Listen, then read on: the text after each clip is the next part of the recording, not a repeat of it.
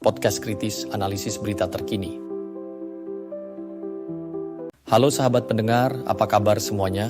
Semoga sehat selalu dan tetap semangat menyambut hari ini. Kembali lagi bersama saya di podcast Literasi Ekonomi, tempat kita membahas isu-isu ekonomi dengan gaya kritis, cerdas, dan interaktif. Hari ini kita akan mengulas sebuah berita penting dari CNN Indonesia tentang 8 agenda prioritas Presiden Prabowo Subianto yang tertuang dalam APBN tahun 2026. Topik ini sangat relevan karena APBN bukan sekadar dokumen anggaran, melainkan policy statement yang menunjukkan arah pembangunan dan strategi fiskal negara. Baik para pendengar, sekarang mari kita baca dulu beritanya. Presiden Prabowo Subianto mengumumkan 8 agenda prioritas yang akan menjadi fokus dalam APBN 2026. Berikut rincian anggarannya. Pertama, ketahanan pangan sebesar 164,4 triliun rupiah yang diarahkan untuk membangun lumbung pangan, menyiapkan cadangan, memberikan subsidi pupuk, serta memperkuat Bulog. Kedua, ketahanan energi senilai 402,4 triliun rupiah, mencakup subsidi BBM, listrik, LPG 3 kg, pengembangan energi baru terbarukan, serta program listrik desa. Ketiga, pertahanan semesta dengan fokus modernisasi alutsista, penguatan komponen cadangan, penguasaan teknologi, dan pengembangan industri strategis dalam negeri. Keempat, pendidikan dengan alokasi terbesar 757,8 triliun rupiah. Dana ini diarahkan untuk program Indonesia Pintar bagi 21 juta siswa, KIP kuliah bagi 1,2 juta mahasiswa, beasiswa LPDP untuk 4.000 mahasiswa, serta peningkatan gaji dan kompetensi guru. Kelima, kesehatan senilai 244 triliun rupiah. Keenam, program makanan bergizi gratis (MBG) sebesar 335 triliun rupiah. Ketujuh, akselerasi investasi, perdagangan, dan perumahan. Dan terakhir, kedelapan, program desa, koperasi, dan UMKM untuk memperkuat ekonomi lokal. Baik, para pendengar, itu tadi isi berita. Sekarang mari kita analisis lebih dalam dengan perspektif ekonomi makro. Analisis kritis, akademis, dan ilmiah. Baik, sahabat pendengar, itulah isi berita yang baru saja kita bacakan. Sekarang mari kita coba bedah secara kritis dari perspektif ekonomi makro.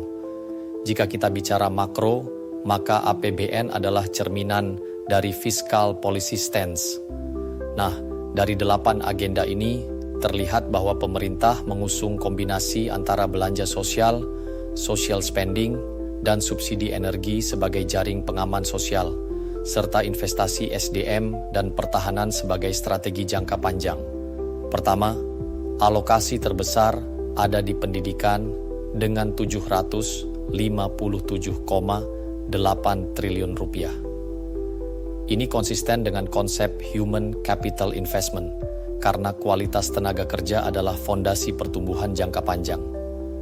Namun, persoalannya selalu ada pada implementation gap. Apakah dana besar ini akan betul-betul meningkatkan kualitas pendidikan, atau justru terserap pada belanja birokrasi? Kedua, subsidi energi yang sangat besar, 402,4 triliun rupiah, bisa kita lihat sebagai upaya menjaga stabilitas harga domestik. Dari perspektif makro, ini penting untuk mengendalikan inflasi. Tapi ada risiko fiskal rigidity karena sebagian besar ruang fiskal tersedot untuk belanja konsumtif, bukan investasi produktif. Ketiga, program makanan bergizi gratis sebesar 335 triliun rupiah adalah redistributive policy. Secara makro, ini mendukung consumption-driven growth, memperkuat daya beli rumah tangga miskin, sekaligus investasi jangka panjang pada kualitas SDM. Namun, efektivitasnya akan sangat bergantung pada targeting accuracy. Jika salah sasaran, bisa menimbulkan fiskal inefisiensi. Keempat, sektor pertahanan diarahkan pada modernisasi dan penguasaan teknologi.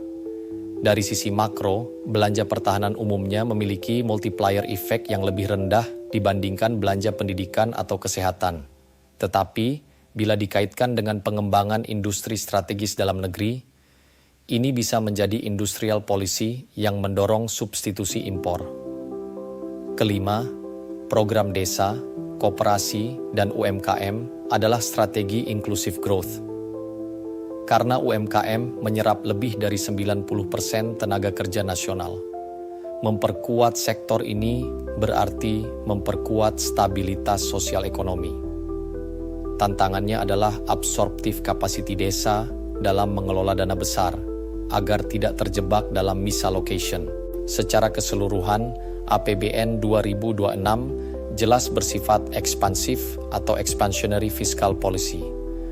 Tujuannya adalah menjaga stabilitas sosial, memperkuat SDM, dan menciptakan basis pertumbuhan inklusif. Tetapi ada risiko besar, defisit yang melebar, dan rasio utang yang meningkat. Dengan kata lain, APBN ini harus diawasi ketat agar tidak berubah menjadi populist budget yang lebih berorientasi politik daripada produktivitas jangka panjang. Penutup dan refleksi akhir.